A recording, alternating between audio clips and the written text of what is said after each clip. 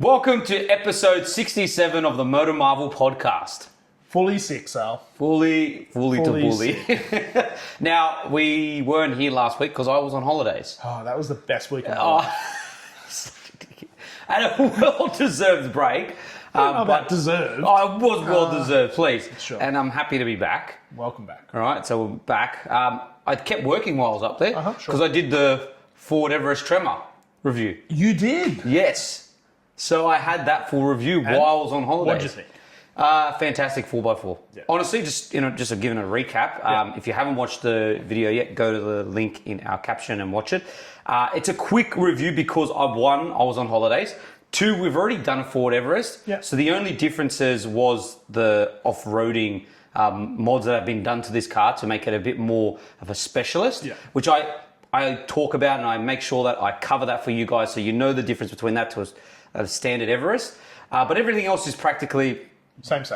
which is a good thing because the Everest is a great car. Yeah. So I thought, honestly, for a car that comes from factory with all those things, which makes you think, because generally speaking, most guys who buy 4x4s modify the cars a bit more. Yeah, to make it suitable. To tackle the off-road trails, right?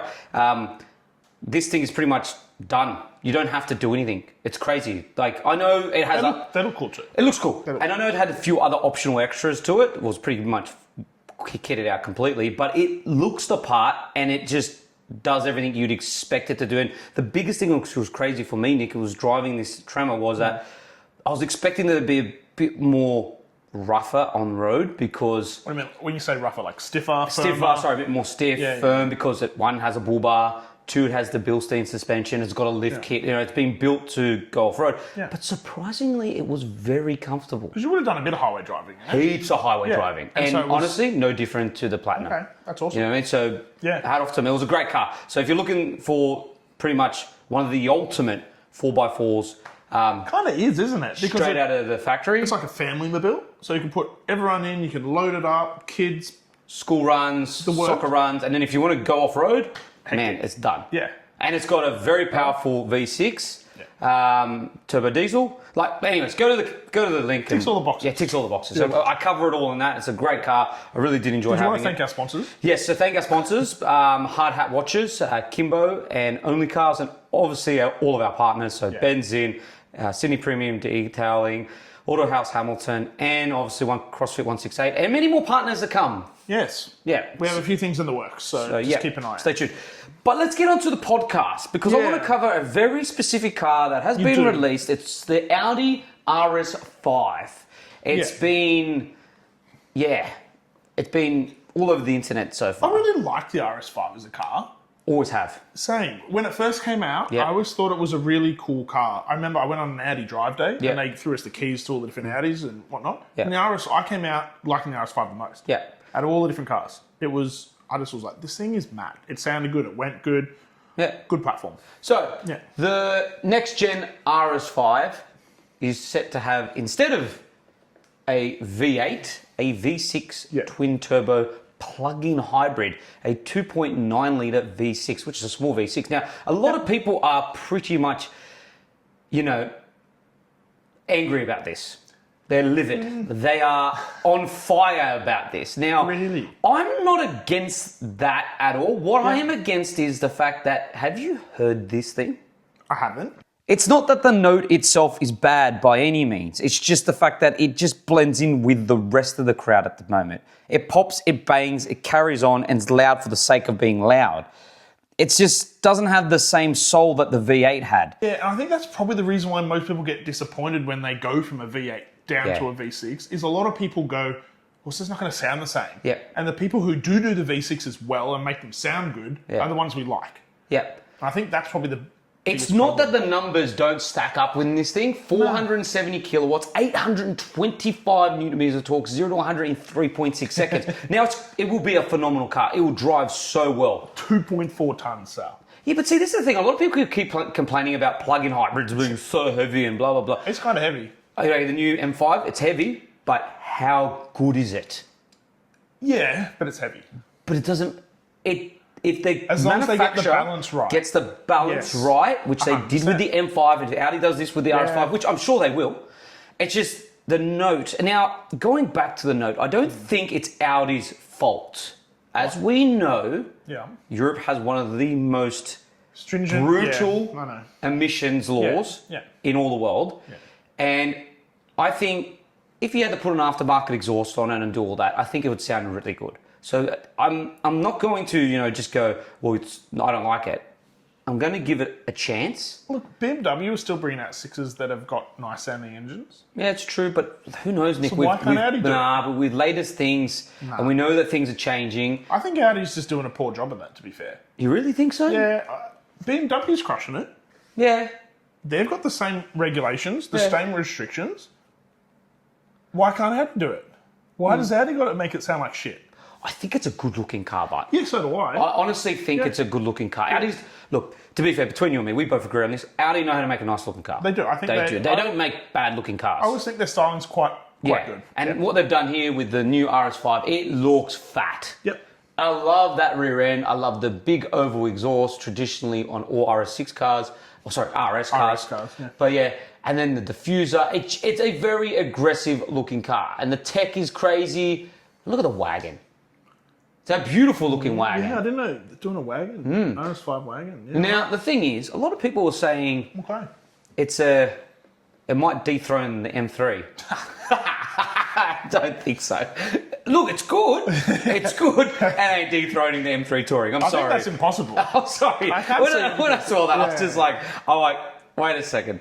I'm not going to deny it's a good looking car. I think it's got all the recipes to be a great car. And I'm not going to dismiss it and say that some people might choose it over the M3. Yeah, but the M3 Touring is up here. That thing is sick. I'm sorry. When you say that, I'm like... It looks good. It sounds good. It does everything well. It does everything. So I'm sorry. You're good. You're not that good. Nah. Nice try. Nice try. I laughed at that. Yeah. It's like in the bigger station wagons, the king has always been the RS6. Right? I think so. Until... recently, I think the M5's pretty close. Yeah. Pretty close. Yeah. We would both personally take the M5 because we're BMW fans, right? But the RS6, you cannot deny it. It's always been the king of the big super station wagons. A lot of people have been like, pretty sort of, like, that's what people want. It's like, what would you get in a family station wagon? What's the sickest? It's an RS6. Oh, it's RS6. It's mad. Yeah. Well, to be fair, there's not like a lot that competes with it. There is one car. Yes. And I did a video on this. Did you? Yes. Second-hand Ferrari FF. No, okay, hear me out. No, hear me out. I know I'm sidetracking a bit, but literally listen to me. Then think about it. I don't want to listen to you. I want you guys to think about this. Seriously. All right, go. Spin it. RS6 or a second-hand Ferrari FF that has a naturally aspirated V12 at the front. What, for the same money? Pretty much. Yeah. I think we all know what would get. You get the Ferrari. No. Yes, so you would. And then if you don't even want the Ferrari, you can get the Lusso, which has the 4-litre twin-turbo V8. I agree. Honestly, that's probably been... Oh, no, sorry. 3.9 litre? Yeah, it's close to it. Yeah, it's probably always been my biggest detriment to the RS6. Far out, it's an expensive car. Oh, very expensive. Like, I've always struggled to see the value. They're like, what, 280, 300 something, aren't they? And to be fair, I don't know about you guys, we've both driven it. It's fast. There's no getting past that. It's very fast in a straight line. Sounds awesome. Yeah, but that's about all it's got. Boring. Correct. So I'm sorry. I'm very. It does everything. Like if you want a car that's like driving on a train track and it won't move, it's perfect. Yeah, but it's definitely not a sports. No, there's no feel. There's no you can't really get the car to. It gets up and boogies in a straight line. Yeah. Like Sal said, sounds good, goes good, but it looks cool. But that's always been the problem with all Audis. Yeah. Except old Audis of the past. Yeah, typically. Do you know what I mean? Well, they're always about the all-wheel drive, the safety. We know they've always got horrendous understeer. Like that's just Audi's recipe. Yeah. If you want a car like that, you go to an Audi. And to be fair, they do it well. It's true because if you want a car that's safe, you buy Audi. If you want a car that's in the middle that can do both, you buy BMW. If you want something that can kill you, you buy Mercedes. it's kind of the serious. AMG's like, you're going to die. Yeah. You will get sideways a lot. And good luck. Good luck. Yeah. Correct. So, That's for that on the RS5. We both agree it's a very good looking car. Hat off to Audi. It's really nice, and I can't wait to see it in the flesh. I really do like it. I'm happy with all the things they're doing. But let's move on to the interior, and most importantly, this. So we'll cover the interior, and then we'll cover this topic as well. So the interior itself is not Audi. Yeah. I'm sorry. It's a bit disappointing. Not the seats. No. Not the seats. Not at all. Audi always do fantastic seats. It's always infotainment. But you can agree on me. No, it's not even the entertainment on this, Nick. I know. It's the steering wheel. Steering wheel as well. Look at this steering wheel. So you tell me. We'll go back to this one. Oh, steering wheel. Great. Everyone will see this on the overlays. Yeah. But what is that? What's wrong with it?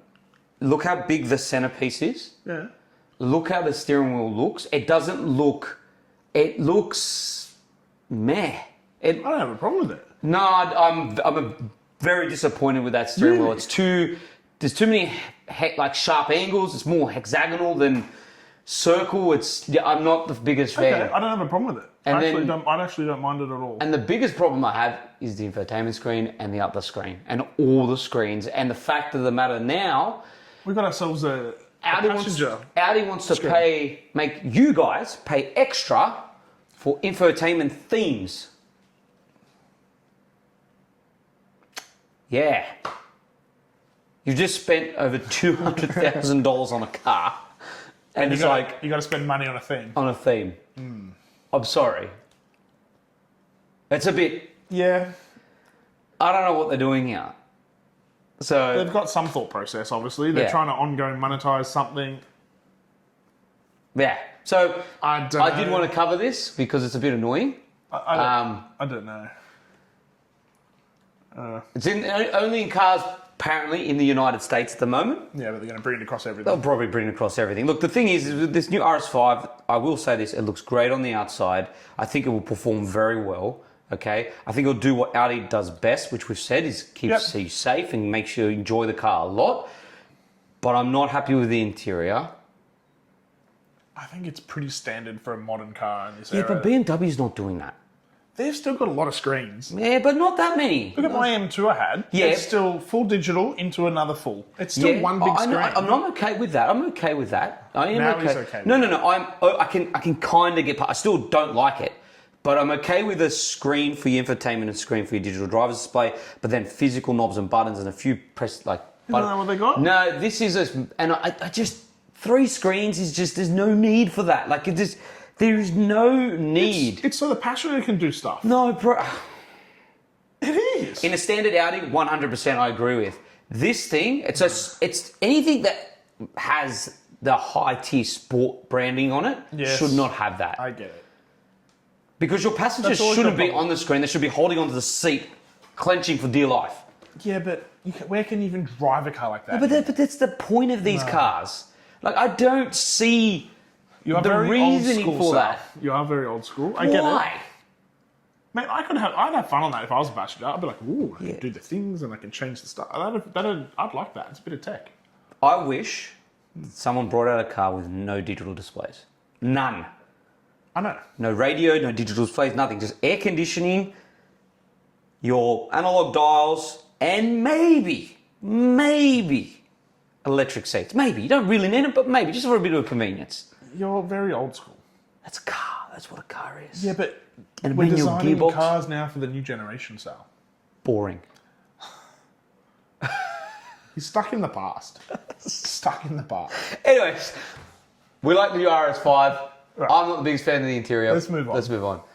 But this is pretty much on Nick's kind of...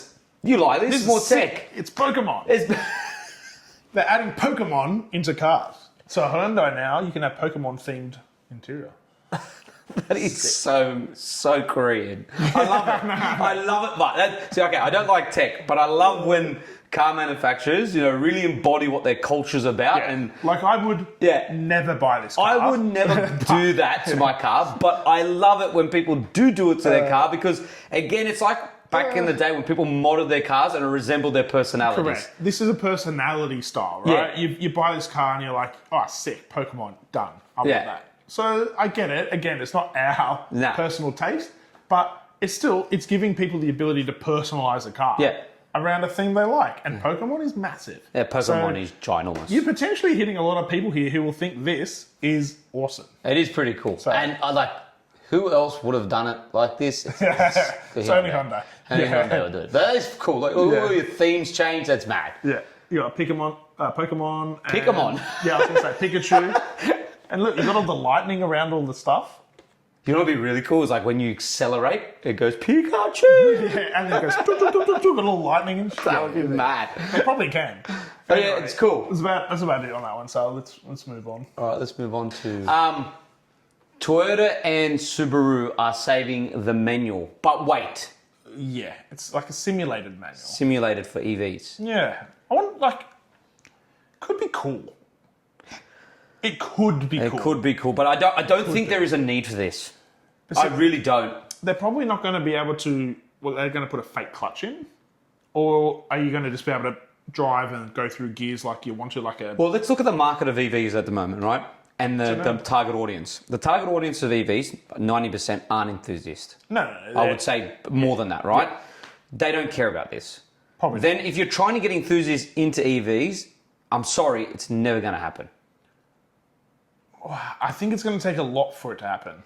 I don't know how you could make this engaging like a typical manual car. Yeah. I don't know how you do that. They might look, if anyone can do it, to be fair, some pretty great companies. I'm not saying it's not a good idea. No. Can I talk? Yeah. Sorry, mate. Thank you. Toyota and Subaru are two very good companies. Yeah, they are. Who have a lot of heritage in cars of motorsport and manuals and all everything. The rest of it, right? If anyone has a chance at it, they probably have a pretty good chance at it. Yep. They might be able to come to something that's a little bit engaging and a little bit interesting. Yeah. I don't know how it would be, but it piques my interest. See, the thing is, right, it's, like I said, going back to what I was saying, it's cool, but I don't think it's going to get us into EVs. No, but it might provide a bit of a crossover. There might be an EV that is simulated manual. Yeah. That has some cool little stuff like the Ioniq 5N with the sounds and the bit different things. Yeah. And that gives you a little bit of a crossover between the two platforms that is still somewhat engaging. Yeah. But it's pretty much what it would pretty much be. That would be cool. It'd be pretty much exactly what the Ioniq 5 is, which is when you hit the paddles, it goes... Yeah, and it's still... And it's just, I'm with you. How are you going to have a simulated clutch? Like, I get having... If you just had... Man, if you just had that, you'd be playing Daytona. Yeah, but see, it's still not... You'd just be like... But that's what the cars feel like. That's what the Ioniq 5 felt like. Actually, funny enough, that's 100%. It did felt like Daytona. Yeah, it feels like Daytona. You literally just felt like you're playing... I said it was like playing a video game, but now Nick's literally hit the nail on the head, which is it's Daytona. Yeah. But now you've got the actual gearbox. Yeah, but it's just... It could be cool. It could be cool. I'm not hating on EVs. I'm not hating on EVs, right? I'm giving credit where credit is due, and I'm saying it could have potential appeal. Yes. Right? But I'm saying it still wouldn't get me to even consider buying one. If I gave you the Ioniq 5N with a manual gearbox, you wouldn't... I'd drive that one. Yeah, but you wouldn't say that was fun? That was a cool car. Would I buy one? If it was like half the price, maybe. Would you buy an EV over an internal combustion car? I would potentially consider an Ioniq 5N, yeah. Okay, we're talking the 5N because that's what we would potentially buy. So that's what I would consider. So do you think price is the only reason why people aren't buying it? I think the Ioniq 5N is quite expensive for what it is, yeah. It's an awesome car. Don't get me wrong, but that car. But I think in the price point, there is other cars I would buy, yes. If it was at a little bit more affordable range, I think you'd sell the shit out of the Ioniq 5N. Look, I think this is a fantastic idea, but I'm just saying that I don't think it's enough. See, hybrids all the way. Yeah, but it's not. You got to realise, Sal, these things aren't trying to convert you, and that's where your view comes from. Sometimes they're not trying to convert you to become only an EV guy. Yeah. These type of things are trying to bridge a gap between them to meet you somewhere in the middle that has EV whilst keeping some things that engage you. But you're missing the most important thing. You're not, because there's the new... Yes, you are. Because the new generation doesn't care about that stuff about as much as we do. I'm talking about us. I'm talking about what they're trying to market. But they don't care. They do. Okay? What I'm saying is that you're saying they're trying to bridge the gap. You've got all the stuff that an internal combustion car has, except for one key thing. It's like building a burger. It's like building the best burger in the world. And there's one thing you cannot change. The beef. The burger without the beef is just a burger full of a salad. Right? It's exactly the same with EVs. Okay, I'm not saying they're bad. They've got a place. I agree on that. I agree that there are certain EVs that I've done reviews on. I'm giving them a high score, like the EV9 and all them, because I think they're great cars. But I'm saying when you're considering enthusiasts, you're never ever going to replace an engine. But that's what I'm saying. They're not trying to replace it. Yeah, but you're saying they're making this for the younger generation. They're making this as a car in the middle to bridge the gap. All right. You know what the best part about this is? This is what we're going to do. If you're listening and you're watching, put in the comments below, would you buy an electric car if it came with a manual gearbox? Would it? What? Would you consider it? Would you consider it? Yeah. I want to know what you guys think. I wouldn't. I think it's a good idea for some people. I wouldn't. He's saying... I would absolutely consider it. All right, let's move on. Because otherwise the podcast is going to go on for a very long time. Yeah, well, you just keep shitting on about it. I'm not shitting on about it. Okay, now... you will love this because you hate this shit. Okay, I hate this shit. I'll tell you. Now, before we go on to this, everyone's probably going to be like, oh, we're not talking politics. I don't want to alarm anyone. I know you can see a Trump hat and all that. Yeah. And anyways, let's divulge away. So what are they doing here? He's getting rid of stop-start. So the greatest thing that's happening is stop-start is going away. In America, not here. Why? Because it's stupid. Yeah, but why? Because I hate it. But why are they taking it away? They're not doing it because Sal asked them to. So they just don't care about emissions anymore. They don't care. They're like, don't worry about the planet. It's fine. They don't care. They're like, global warming's false. Don't worry about the planet. Yeah. Get rid of stop-start. I don't disagree. It's annoying. Can we not get onto a political debate here? Nah. But let's just go back to stop-start, okay? Yeah. I am so happy they're getting rid of it. Yeah, it's annoying. It is, oh, come on, it is the dumb, and especially, I'm sorry, in performance cars. Pretty much everyone you talk to jumps in the car and usually it's like, disable. Yeah, but if you've got a performance car, right? What is the point? Seriously. What is the point of having a stop-start? One, if you've got a performance car, you don't give a crap about fuel, because you don't. You don't, but the people who make it have to. I know regulations, but all of us that have performance cars don't care. Like you said, we get in, turn off. Yeah. And every time we get in, I know this for a fact, anyone owns an M3 or an RS3 or any performance car for that matter, GTI, Golf GTI, whatever, they get in, sport mode, stop, start, off, drive. Pretty much. No one drives in normal mode. Pretty much. You know what I mean? Yeah, I'd agree. Like, I agree sometimes, like you've said on previous podcasts, if you're on a very long drive, you might put it in comfort. Yeah. Just to relax. Yep. But if you're not doing a long drive, it's in sport mode all the time. Pretty much. Because you're cruising around having fun. Yeah. So this happening, fantastic. All right, move on. All right. So we did have some, look, I didn't motorsport recap. Yeah, a bit of motorsport recap. I didn't get a chance to watch much of this, unfortunately. I was pretty busy with the fam, and I think Sal was on holidays as well. So unfortunately, we didn't get to do any content for this. But, mate, I caught up with a few of the highlights. We saw a few things that were happening. It looked like a pretty fantastic event. As always, the 12-hour is just awesome. There was a couple of big accas I think we saw. I'm just getting my water, sorry, mate. In the middle of me chatting. You're so rude. I think we saw a car hit a big kangaroo. We saw a AMG take out a Porsche coming down. That was bad. Yeah. And look, there's been a lot of talk about that because everyone's like, oh, well, why were there not, caution lights this and whatever it's that. Mate, when you're over the top there coming around at that speed, you don't have, people are a bit unaware. Without stopping someone coming out and jumping in front of you, it takes you a couple of 100 meters. Oh, you've seen someone, you've come around. That's blind there. Yeah. You come around and you just go, oh my God. Like he would have just come around the corner not thinking anything of it. Well, he came over and went, if you guys ever watch it, I probably can't overlay it because I have to screen record and it'll be blurry. Yeah. But if you go watch it, he comes over and it just dips straight away. You don't see if you've ever been to Bathurst and you've driven around the track, you know as soon as you head just over that, you can't, everything's blind through that. Yeah, and as soon as you head over, even if you try to avoid it, you're going into a war. Yeah, he couldn't have done anything. So it's either war or there's no scenario where nothing happens. Yeah. Something was going to happen. Yeah, and it happened, like, that would have happened seconds before he got there. Yep. Seconds. So it would have been the marshal's going, oh, crap, there's something. Oh, radio to the guy up the hill. Hey, mate, there's an accident. Do something. By then, he's already there. And it was a bad crash. It was a big one. Yeah, I think he ended up in hospital and whatnot. Yeah. So. Well, AMG won after all anyways. Yeah. So. One of their other cars, obviously. No, it didn't. And then Ford hit a kangaroo. Yes. Lots and lots of... Yeah, there's always a lot of fun that happens at the 12-hour. We went there a couple of years ago. The start is fantastic. It's in the dark at 5 a.m. in the morning. We will try to plan to go next year. Oh, we were hoping to go this year. It just didn't line up. Yeah. But honestly, if anyone ever wants to get there, it is probably, I would say... Well, the best. Our best event we have here in Australia. I know this is going to be a massive hit to a lot of motoring enthusiasts in terms of motorsports. It's better than the V8s.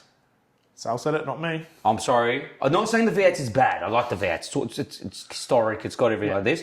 But, okay, the V8 is the same soundtrack throughout the whole day. And it's great. I love being there and the atmosphere's great. It's V8s, mate. You should love it. But this has so many different engine noises, so many different cars with different abilities. And it's just, it's mad. So you've got mid-engine, you've got front engine, you've got it's awesome. Yeah. And so hopefully some of you got to watch it. And then I think the weekend after, we had the V8s here in Sydney as well. And that was cool. Yeah, at a City Motorsport Park, and that looked like a great event. Again, fortunately, didn't get a chance to get out there, but a lot of cool racing. I think there was some Supras that had a few engine problems. Yeah. But obviously, they're new to the category. They're going to have to iron out a few kinks. Yeah. So it looks like a few kinks were felt. Yeah. And a few cars had a bit of trouble. But otherwise, again, a great event if you want to get out there. So a little bit of motorsport recap that things happened, but it was fun. A couple of great events, yeah.